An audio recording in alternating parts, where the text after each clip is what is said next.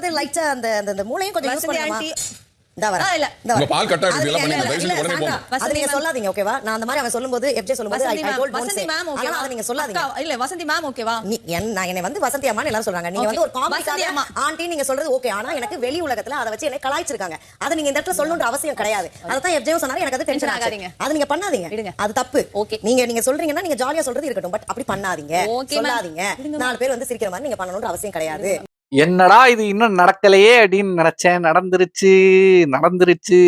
Vijay Parvathi versus Sandra, sorry Vasanthi அம்மா versus Sandra. இது வந்து போன வாரம் நடந்த ஒரு சில விஷயங்களை வச்சு பார்க்கும்போது நான் எதிர்பார்க்கப்பட்டேன் என்னன்னா, இந்த வாரம் வந்து Vijay Parvathi versus Sandra or Divya Ganesh ஏதோ ஒரு சண்டை நடக்கும் அப்படின்னு எதிர்பார்த்தேன். நினைச்ச மாதிரியே இன்னைக்கு வந்து ஒரு பிள்ளையார் சொல்லி போடப்பட்டிருக்கு. அதாவது என்ன சொன்னா, சாண்ட்ரா அவர்கள் வந்து பார்வதியை பார்த்து ஆன்டி அப்படின்ற மாதிரி சொல்லியிருப்பாங்க. அதுக்கு பார்வதி அந்த மாதிரிலாம் சொல்லாதீங்க, வெளியிலேயே ஆல்ரெடி என்ன அந்த மாதிரிலாம் வச்சு கலாச்சிருக்காங்க அப்படின்ற மாதிரி சொல்லியிருப்பாங்க. அது என்ன சம்பவம் அப்படின்னு உங்களுக்கே நல்லா தெரிஞ்சிருக்கும். ஒன்றும் இல்லை, விஜய் பார்வதி அவர்கள் வந்து ஒரு இன்டர்வியூல ஹிப்ஹாப் ஆதியை பார்த்து நீங்க ஆன்டிகளை சைட் அடிச்சிருக்கீங்களா அப்படின்ற மாதிரி சம்திங் கொஸ்டின் கேட்கும்போது அதுக்கு ஆதி அண்ணா அவர் என்ன சொல்லியிருப்பாருன்னா, உங்களை பார்க்கறதுக்கு முன்னாடி வரைக்கும் இல்லை அப்படின்ற மாதிரி சொல்லியிருப்பாங்க.